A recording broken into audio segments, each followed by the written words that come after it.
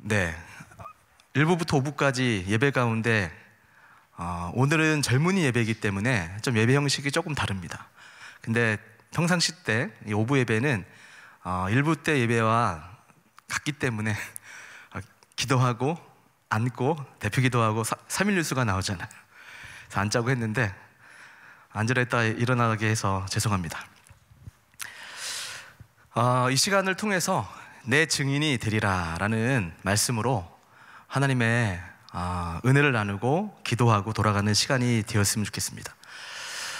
우리 주님께서 이 땅에 사시는 동안 특별히 이 사복음서를 통해서 주님께서 제자들에게 말씀하시고자 했던 말씀들을 잘 말씀해 주셨죠. 특별히 여러 가지 말씀들 명령이 있지만 요한복음 21장을 보게 되면 주님께서 제자들에게 명령하시고 분부한 것은 사실 나를 따르라, 결국 주님을 따르라라고 하는 그 명령으로 귀결될 수 있습니다. 그러니까 주님께서는 사람을 부르시고 제자 삼아서 주님을 쫓아 살아가듯이 나를 따르라라고 말씀을 하셨습니다. 그리고 이제 사도행전으로 말씀이 넘어가죠. 요한복음을 넘어서 이제 사도행전을 보게 되면 예수님께서 40일 동안 부활의 주님으로 제자들에게 나타나서 마지막 다 가르쳐 주신 다음에 지금 방금 읽었던 이 말씀이 예수님이 부활 승천 하시면서 하셨던 말씀입니다. 우리가 잘 아는 말씀이에요. 오직 성령이 너희에게 임하시면 너희가 권능을 받고 예루살렘과 온 유대와 사마리아와 땅끝까지 이르러 내 증인이 되리라 라고 말씀하시면서 다음 절 보게 되면 구름 가운데 하나님이 이 영만 올라간 게 아니라 저희들과 같은 이 몸 자체로 부활하신 몸 그대로 올라갔기 때문에 점점 안 보였겠죠? 그러다 구름 사이에 우리 하나님의 모습이, 예수님의 모습이 보이지 않으면서 사도행전이 진행되는 것을 볼 수가 있습니다. 길이요 진리 생명 되시는 우리 예수님께서 결국은 우리에게 무엇을 명령하셨냐면 주님께서 길이라, 주님께서 우리의 구원자이시고 주님을 따르는 삶이야말로 이 땅에서 하나님의 뜻을 이루고 하나님께서 원하시는 정말 증인의 삶, 주님께서 원하시는 그 삶을 살 수 있다라고 말씀을 하고 있습니다. 제자들의 생각은 달랐죠. 알다시피 6절을 보게 되면 혹시 이 나라를 구원하신 때가 이때니까 라고 말씀할 때 제자들의 바람은 로마의 이 통치하에 놓여 있었기 때문에 정치적 해방을 꿈꾸었죠. 예수님이 이제 하나님의 나라 그리스도가 메시아가 통치하는 시대가 되면 우리가 마치 주님의 장관들이 돼서 이 세상을 통치하며 하나님을 왕으로 모시고 살아가는 그런 정치적 세상적 시각에서 하나님의 나라의 이 완성을 기대하고 있는 것을 볼 수가 있죠. 그래서 그때가 지금이니까 라고 말씀하는 그 말씀에 주님께 7절에 이렇게 말씀을 하고 있습니다. 때와 시기는 아버지께서 자기의 권한에 두셨으니 너희가 알 바 아니요 오직 성령이 너에게 임하시며, 이렇게 말씀을 하십니다. 말씀을 자세히 보게 되면 내 증인이 되리라 라고 말씀을 하고 있죠. 이 되리라 라고 하는 이 말씀은 에세스데라고 하는 헬라어입니다. 이 동사 에이미의 그 미래형이면서 명령형으로 쓰여져 있어요. 즉 주님의 증인이 될 것이다, 예언이면서 반드시 너는 증인이 되어야 돼 라고 하는 명령형으로 쓰여졌다라고 하는 말씀입니다. 자, 그러면 주님을 따른다라고 하는 그 말은 막연하지 않아요. 추상적인 관념을 말씀하시는 것이 아니고 주님의 명령을 쫓아 구체적으로 주님이 분부한 대로 살아갈 때 주님의 증인이 될 수 있다라고 말씀을 하고 있습니다. 여러분, 여기 법조인이 계시는 줄 모르겠는데 법률 용어로서 증인이 되려면 세 가지가 충족이 되어야 된다고 합니다. 하나는 반드시 보고 들은 것이 있어야 됩니다. 필요한 것을 보고 듣지 못했다면 애시당초 증인으로서는 적절하지 않겠죠? 두 번째는 반드시 증인으로서 출두를 해야 된다고 합니다. 증인이라는 사람으로 부른다면 당연히 가서 진실을 말해야 되겠죠. 세 번째는 반드시 진실만을 말을 해야 된다고 합니다. 거짓을 증언할 경우 위증죄가 성립이 되죠. 자, 그런 의미에서 우리 주님께서 당신의 증인이 되어야 된다라고 하는 것은 이 세 가지가 우리에게 충족이 되어야 됩니다. 충족이 돼요. 자, 일단 먼저 우리는 우리를 사랑하시어 우리를 구원하신 그 주님의 사랑을 느꼈고 보았고 만졌던 사람들입니다. 그래서 증인이라고 우리가 말을 할 수가 있죠. 또 한 가지는 우리는 매일 우리가 살고 있는 이 땅에서 세상 사람들에게 주님의 증인으로 출두하고 있는 거예요. 그렇죠? 우리가 살고 있는 이 세상은 주님을 알지 못하는 사람들에게 주님의 증인으로서 진실을 말을 해야 되는 이러한 출두한 상황으로 우리가 볼 수가 있어요. 마지막으로 세 번째는 주님의 증인으로 증언을 해야 돼요. 증언. 진실만을 주님께서 명령하시고 말씀하시고 주님이 행하셨던 일들만 증언을 해야 되겠죠. 여러분, 세상 법정은 사실 말로만 증언할 수 있습니다. 그러나 세상의 증언과 저희처럼 예수 믿는 사람들의 증언의 차이가 있다면 우리는 말뿐만 아니라 뭘로 증언을 해야 되겠죠? 삶으로 증언을 해야 되는 좀 쉽지 않은 상황 가운데 놓여져 있습니다. 자, 여기서 우리가 우리의 증언이 결국은 어떻게 삶으로 이루어져야 될까? 그것은 주님께서 걸어가신 그 발자취를 쫓아 우리가 그렇게 살아가는 그 삶이 되면 결국은 그렇게 증언의 삶을 살아갈 수 있다는 겁니다. 증인을, 여기서 성경에서 지금 쓰여져 있는 증인을 마르티스라는 헬라어를 쓰고 있습니다. 마르티스는 여러분 그 순교자를 뜻하는 영어 단어 뭔지 아십니까? 그게 마터라는 단어를 씁니다. 마터. 그 순교자예요. 순교자. 그러니까 마르티스에서 파생된 단어가 마터. 그러니까 순교자라는 이런 의미인데, 즉 주님의 제자들은 마터, 순교자의 그 삶을 마감했다라고 지금 말씀을 하고 있는 것이죠.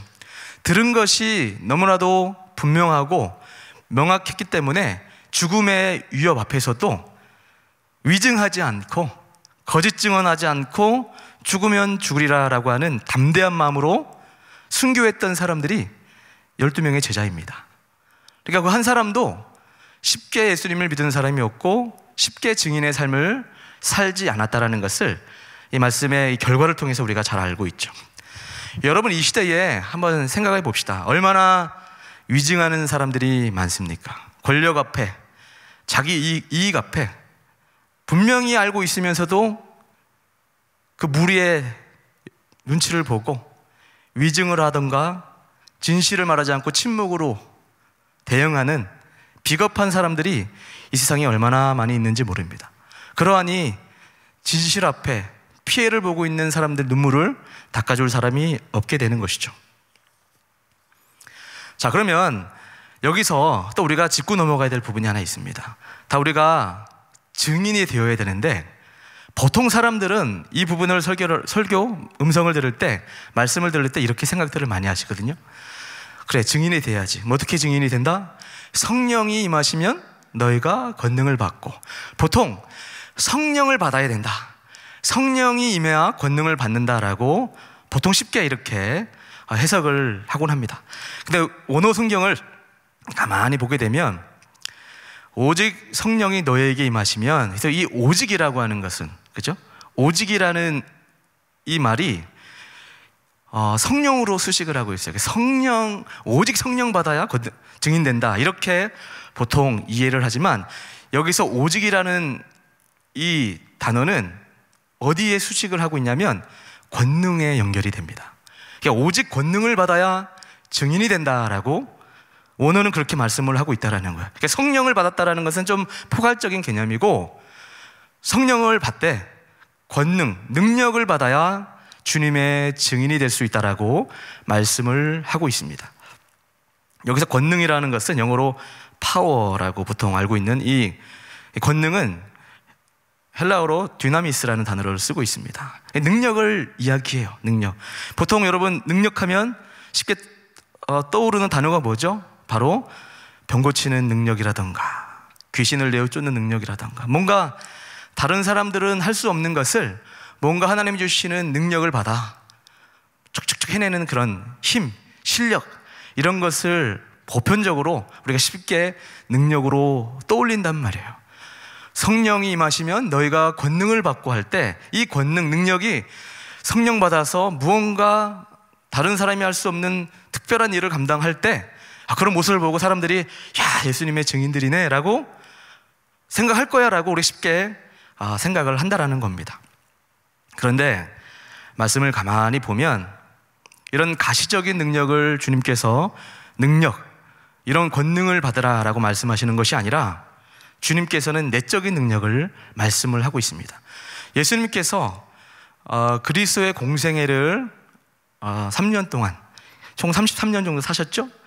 3년, 예수님이 돌아가시기 전 3년 동안 공생애라는 주님께서 이 땅에 오신 그 사명을 감당하는 것을 우리가 잘 알고 있습니다.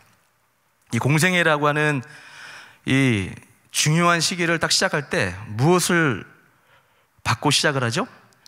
세례를 받고 시작을 합니다. 자, 세례라는 것은 주님의 십자가 보혈의 은혜, 공로로 말미암아 죄시심 받은 사람이 그 영적인 사실들을 이해를 잘해서 이제는 살아도 죽어도 주와 함께 죽고 주와 함께 살겠습니다라고 하는 하나님 앞에 공표하는 성도들 앞에 언약식과 같은 예식이죠. 한마디로 세례는 죄인된 인간이 하나님 앞에 하는 거예요. 저희가 그렇게 주님의 백성으로 거룩하게 살아가겠습니다라고 하는 이런 예식이라는 겁니다. 그런데 우리 주님께서 흠도 없고 죄도 없으신 주님께서 세례를 받을 필요가 있었을까요? 받을 필요가 없죠. 예수님이 하나님이시기 때문에 받을 필요가 없다는 의미가 아니라 예수님께서 이 땅에 30년 삶을 사는 동안에도 우리와 같은 성정을 가지고 계셨음에도 불구하고 죄를 짓지 않으셨습니다. 세례를 받을 필요도 없어요. 그럼에도 불구하고 왜 세례를 받았는가? 그것은 여기에 굉장히 중요한 의미가 담겨져 있다는 겁니다. 우리 하나님께서 인간이 된다라는 그 자체가 사실은 굉장한 헌신이죠. 굉장히 낮추신 거예요. 불가능한 겁니다. 어느 신도 위에 있는 다른 세계에 존재하는 이 신이 사람이 된다라고 하는 거, 그 자체가 사실 미라클, 이해될 수 없는 것인데 우리 주님께서 인간이 되셨다라는 것 자체가 사실은 굉장한 헌신이고 굉장한 성육신, 낮아지심, 기적과 같은 일이죠. 거기서 그치지 않고 하나님께서 이 땅에 예수 그리스도께 이 땅에 거하시는 동안에 어떤 삶을 사셨죠? 제자들을 얼마나 섬겨주셨습니까? 얼마나 낮은 자를 사랑해 주시고 섬겨주시고 세워주셨는지 우리는 예수님의 그 삶을 통해서 잘 알고 있습니다. 그리고 결국은 주님께서 이 땅에 오신 목적은 십자가에서 달려 돌아가 죽으심으로 대속물이 되어 지심으로써 인류의 죄를 대속하셨죠. 사실 예수님께서 이 땅에 오신 이유는 십자가 달리시기 위해서 이 땅에 오신 거예요. 이것은 하나님의 입장에서 봤을 땐 낮아지심, 하나님 입장에서 봤을 때는 우리를 위한 헌신, 우리를 섬겨주신 것이죠. 여러분 믿습니까? 이게 이해가 돼야 돼요. 그런 의미에서 우리 주님께서 세례 요한 앞에 서서 나에게 세례를 베풀라 라고 했을 때 세례 요한이 내가 세례를 받아야 될 터인데 어찌 나보러 세례를 주라 하십니까? 라고 말씀할 때 그렇게 함으로 하나님의 의를 이루라 라고 말씀을 하시죠. 그 말씀을 우리 한번 읽어볼까요? 마태복음 3장 13절부터 17절까지인데 제가 자막 부탁드렸는데 혹시 준비되었을까요? 안 되었나 봅니다. 제가 읽어드리도록 하겠습니다. 이때에 예수께서 갈릴리로부터 요단강에 이르러 요한에게 세례를 받으려 하시니 요한이 말려 이르되 내가 당신에게 세례를 받아야 할 터인데 당신이 내게로 오시나이까? 예수께서 대답하여 이르시되 이제 허락하라. 우리가 이와 같이 하여 모든 의를 이루는 것이 합당하니라 하시니 이에 요한이 허락하는지라. 16절이 중요한데요. 예수께서 세례를 받으시고 곧 물 위에서 올라오실새 하늘이 열리고 하나님의 성령이 비둘기같이 내려 자기 위에 임하심을 보시더니 하늘로부터 소리가 있어 말씀하시되 이는 내 사랑하는 아들이요 내 기뻐하시는 자라 하시니라. 아멘. 자, 주님께서 헌신의 세례라고 말을 할 수 있는 이 세례를 받으니까 하늘로부터 성령님이 주님께 임한 것을 볼 수가 있어요. 사실 이 세례라는 이 주제를 가지고 신학적 해석이나 의견 공부할 게 여러 가지 많아요. 그러나 여기에서 이렇게 충분히 하나님은 말씀을 하고 있는 거예요. 세례를 받는다라는 것은 하나님 편에서 우리를 섬겨주기 위함이고 헌신으로서 헌신의 세례를 받고 있는 것을 볼 수가 있다라는 겁니다. 자, 그래서 오늘 본문 사도행전 1장 8절을 통해서 너희가 성령으로부터 받은 권능은 무엇을 의미한다라고 알 수가 있을까요? 바로 예수님의 그 본 마음처럼 가시적인 어떤 파워, 능력을 말하는 것이 아니라 헌신의 권능, 헌신의 능력을 말씀을 하고 있다라는 겁니다. 사도 바울이 고린도전서 13장을 통해서 사랑장이라고 우리가 잘 알고 있죠. 이런 말씀을 했어요. 사람의 방언과 천사의 말을 하며 예언하는 능력이 있어 모든 비밀과 지식을 알고 또 산을 옮길 만한 능력이 있어도 사랑이 없이는 아무것도 아니다. 즉 사랑의 기인한 헌신의 삶이 없이는 결코 주님의 증인이 될 수 없고 진정한 선교의 삶의 열매를 맺을 수 없다라는 것을 우리에게 말씀을 하고 있습니다. 자, 2000년 전에 예수님께서 이 땅에 오셨습니다. 오셔서 주님께서 제자들에게 여러 가지 말씀을 가르쳐 주시고 분부하고 지키게 하라 말씀하시면서 하늘로 승천하시면서 하신 말씀이 오직 성령이 너에게 임하시면 너희가 권능을 받고 예루살렘과 온 유대와 사마리아와 땅끝까지 이르러 내 증인이 될 것이다. 그리고 돼야 돼 라고 말씀을 하고 있습니다. 저는 여기에서 우리 교회에 진정한 제자의 삶의 모습이 담겨져 있다고 저는 생각을 합니다. 우리 사랑하는 성도 여러분, 이 시대에 많은 교회가 있어요. 또 많은 성도가 있고 많은 목사가 있습니다. 저도 성도라면 성도이고 교회라면 교회이고 목사라면 목사입니다.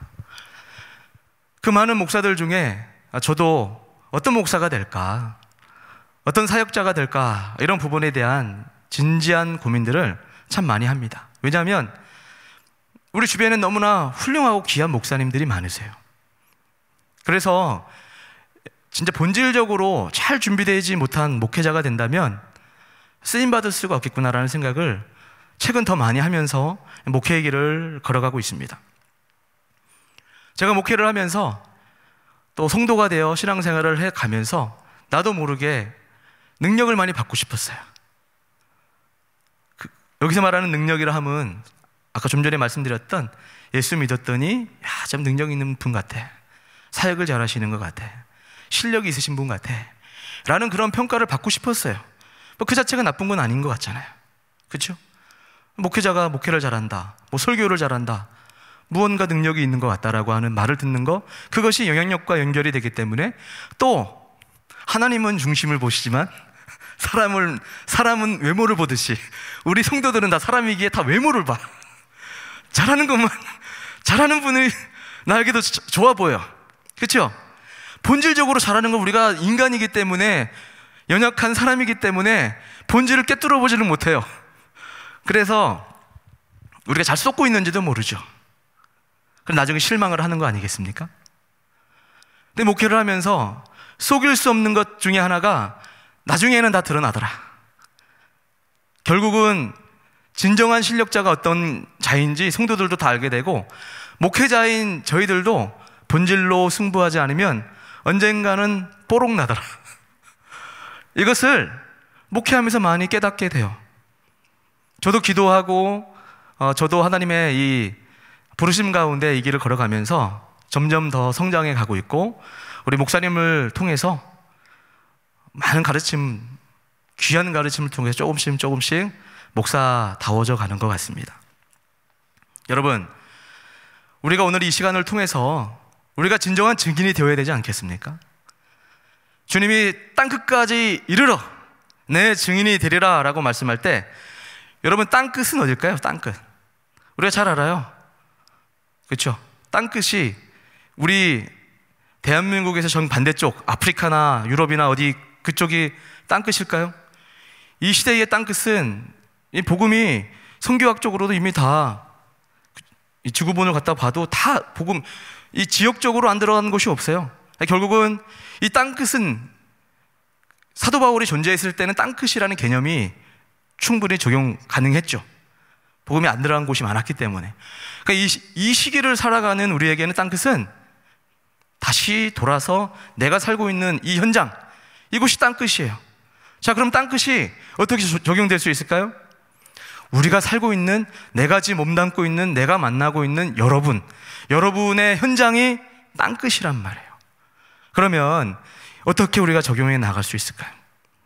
지금 여러분 주변에 있는 사람에게, 성도에게 마음을 다해서 섬기고 사랑하고 겸손히 낮추는 것, 이것이 바로 주님이 원하시는 권능, 이 시대에 주님이 원하시는 참된 증인, 그것이 바로 증인된 삶이라는 그 말씀입니다. 여러분 믿습니까? 이제 말씀 정리하도록 하겠습니다. 너무 짧죠? 아쉽겠지만 짧게. 우리 주님께서 우리에게 말씀하고 계십니다. 너희는 땅끝까지 이르러 내 증인이 되어야 된다. 될 것이다. 되어야만 한다. 그리고 주도권은 주님 안에 있습니다. 성령 하나님을 우리가 만나기만 한다면, 성령의 충만함 가운데 우리가 거할 수만 있다면, 우리는 자연적으로 오직 성령 가운데 있는 우리는 성령의 능력, 권능을 받게 되겠죠. 예수님의 마음, 십자가를 지신 그 예수님의 마음을 우리가 충만하게 알게 되겠죠. 어떻게 하면 그 충만하신 하나님을 깊이 알게 될까요? 바로 주님과의 나의 관계 가운데 나를 바라보고 계시는 그 주님을 내가 쳐다보면 주님은 나를 바라보고 있기에 눈이 마주쳐서 주님께서 말씀하시고자 하는 그 마음을 알게 되는 거예요. C.S. 루이스가 이런 말을 했습니다. 우리의 시선이 주님을 향하고 있는 동안만 우리는 주님의 증인이 될 수 있다라고 이야기를 했습니다. 그렇습니다. 우리의 시선이 주님을 향하면 주님은 우리를 늘 바라보고 우리에게 말씀을 하고 싶은데, 우리가 바라보지 않기 때문에 여전히 능력받고 싶어요. 세상적인 능력, 교회 내에서도 능력 있는, 권세 있는, 힘 있는 사람이 되고 싶어요 라고 하는, 이런 사람이 되면 인정해 주겠지, 교회에서도 영향을 행사하겠지, 세상에서도 이렇게 베풀어주면, 물질을 주면, 그들이 없는 걸 갖다 주면 그들이 우리를 좋아하겠지라는 식의 선교, 사역, 이런 걸 하지 않게 된다는 거예요. 본질적으로 우리가 주님을 알아야 됩니다. 여러분, 저도 선교를 많이 다니고 저도 삼일교회 여지껏 있으면서 참된 복과 같은 선물들, 경험들을 많이 하고 있습니다. 우리 삼일교회가 얼마나 선교를 잘합니까? 제가 처음에 부임해서 삼일교회 선교 쫓아다니면서 목회자이기 전에 이 삼일교회의 이 강력한 선교의 모습을 보면서 많은 것을 느꼈고 많은 것을 배웠고 지금도 배워가고 있습니다. 근데 그러면서도 저는 실제로 현장에서 많이 선교를 뛰다 보니까, 그리고 삼일교회가 가고 있는 8나라 해외 선교 측면 안 가본 데가 없어요. 해외 선교 디렉터도 했기 때문에 다 가보았고, 그리고 국내 선교도 우리 삼일교회가 가고 있는 곳 안 가본 데가 없어요. 다 가보았습니다. 그런데 많이 다녀보면서 제가 느끼게 되고 배우는 것 중에 하나가, 혹시 우리가 선교를 하다가 그들이 은과금을 주면 좋아할까? 그들은 은과금이 필요한 게 아니라 예수 그리스도의 이름으로 말미암은 십자가의 복음이 필요한데, 혹시 어설프게 물질을 가지고 와서 풀어주면서 이거 가지고 필요한데 써. 그리고 이것을 준 것은 하나님이니까 우리를 쳐다봐, 교회를 바라봐, 예수님께 나와 라고 하는 어쩌면 방식을 잘못 가지고 순서가 잘못된 방식으로 선교를 하고 있지는 않은가라는 생각도 해봅니다. 물론 어떤 방식이든 간에 하나님은 합력하여 선을 이루시기 때문에 이게 우선이든 저것이 우선이든 간에 하나님은 일하시겠죠. 그러나 정말 본질적으로 우리가 돌아봐야 될 것은 이 세상에 수많은 사람들이 복음에 목말라 하고 있습니다. 제가 이번에 인도에 선교를 갔습니다. 선교를 가니까 우리는 이전에 안강기 선교사님의 가르침 가운데 은가금을 가져오지 말라는 거예요. 선물 가져오는 거 싫어하세요. 오로지 너희들이 준비할 것은 기도해라. 말씀을 보고 기도로 준비하다가 선교 와야 된다라는 것이 우리의 요구였어요. 그래서 힌두권 선교는 뭐 선물을 가져가지 않았어요. 그러니까 선교사님이나 현재 계신 분들의 꼭 사역적 필요한 것을 헌금을 하고 돌아왔지 우리는 가져갈 수가 없었어요. 근데 가서 느끼는 것이 뭐냐면 진짜 특별하게 가져간 것도 없는데 영적으로 갈급한 사람들은 복음을 전하기만 해도, 그리고 우리가 기도로 준비하고 마음으로 그들을 사랑하고 정말 애끓는 마음으로 다가가니까 그들이 마음을 활짝 열더라고요. 3차까지 가서 코로나를 만났습니다. 이번에 4차 현장 선교를 했는데 이번에 갔을 때도 너무나 큰 은혜가 있었어요. 복음을 전했는데 눈물을 흘리면서 예수를 믿겠다고, 세례받겠다고, 그렇게 주님께 나오는 사람들을 보면서 그렇구나, 마음으로 준비하고 그 하나님의 마음으로 접근만 하여도 하나님은 이 들판이 휘어져서 추수할 때가 이르렀다. 이것저것 준비하기보다 본질적인 마음을 준비하자. 우리가 주님을 바라보고 주님을 바라보았을 때 성령 하나님이 터치하시는 그 감동하심만 받는다면 우리가 세상적인 쓸데없는 능력에 귀를 기울이겠습니까?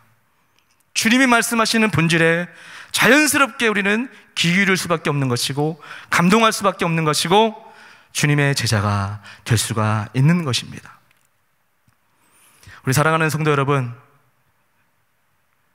우리가 주님을 만날 때 우리가 주님의 증인이 되겠다라고 하는 것만이 아니라 우리가 주님의 말씀 앞에 바로 설 때, 정체성이 바로 설 때 주님이 진정 우리의 증인이 되어주십니다. 오늘 이 시간 여러분 이 자리에 앉아 계시지만 예배하면서 핸드폰 한다던가 내 마음이 딴 데가 있으면서 주님의 증인이 되겠습니다라는 것은 말이 안 되는 말이죠.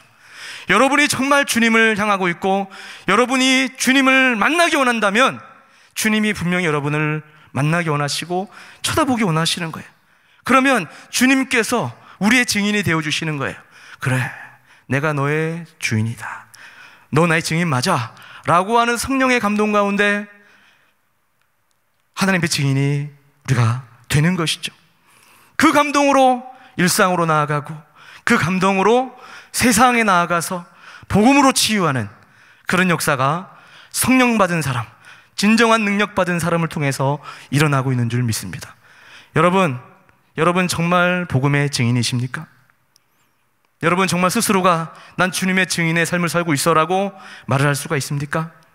그렇지 못하다면 지금 이 순간 다시 주님을 바라봅시다.